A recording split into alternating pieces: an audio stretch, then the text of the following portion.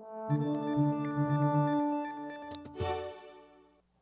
announcement of a merger between American Airlines and US Airways leaves consumers with questions about what it means for them. I'm Marcus Mabry for the New York Times. Jad Mawad is here from our business desk. What does it mean for consumers? Do I need to use my frequent flyer miles? Is it already too late? You're talking about two big airlines merging. That means in the end, fewer seats. What does it mean?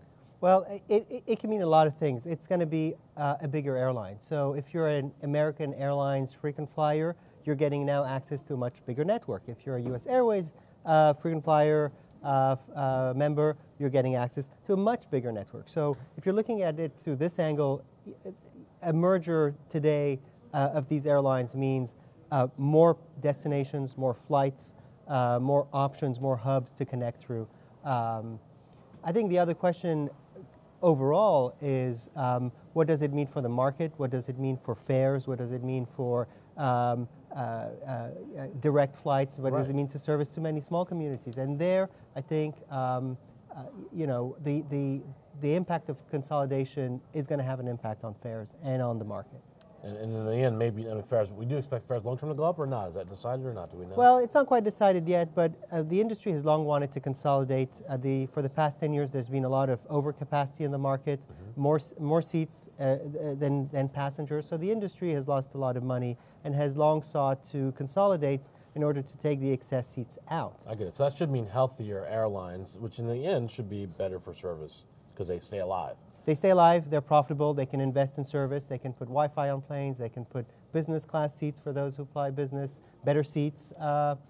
So yeah, a healthy industry is a good thing for consumers. But at the same time, now we're hearing this term Big Three being thrown out. After the merger with Delta and then United, now American, so you had the Big Three. The last time we had Big Three in the U.S., we were talking about the auto industry, and that was not necessarily a good thing long term for that industry. Right. Well, if you look at historically, after deregulation, there were about 20 airlines, and yes, we're down to 3 of those 20 airlines. But don't forget, after deregulation, we had a lot of startups.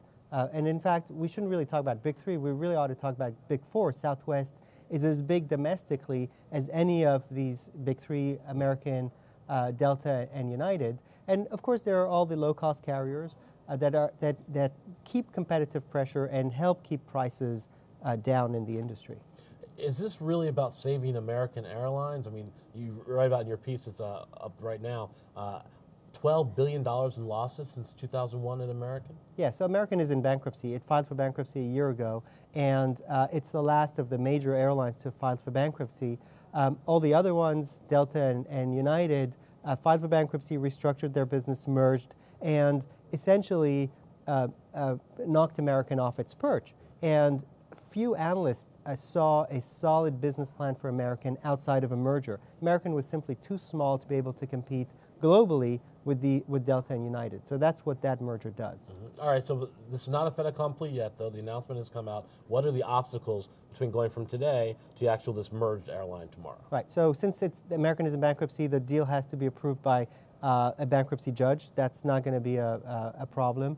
Antitrust regulators have to look at this deal, and the Department of Justice has historically, over the past 6-7 years, has approved these big mergers. So analysts and the airline don't really expect a big problem there either. The networks don't really overlap, so that's what the DOJ looks at. And then US Airways shareholders need to approve the deal, and that's also pretty much going to work out for them. So the airline expects this deal to be completed in the third quarter, but it'll take them about 1.5 years, maybe 2 years, to integrate operations and run as a single fleet. Before passengers see the real right. merge. But even then, we can see, we can still anticipate some issues. United, after its merger with Continental, took them about a couple of years to work out the kinks of integration. And so big airline mergers are complicated.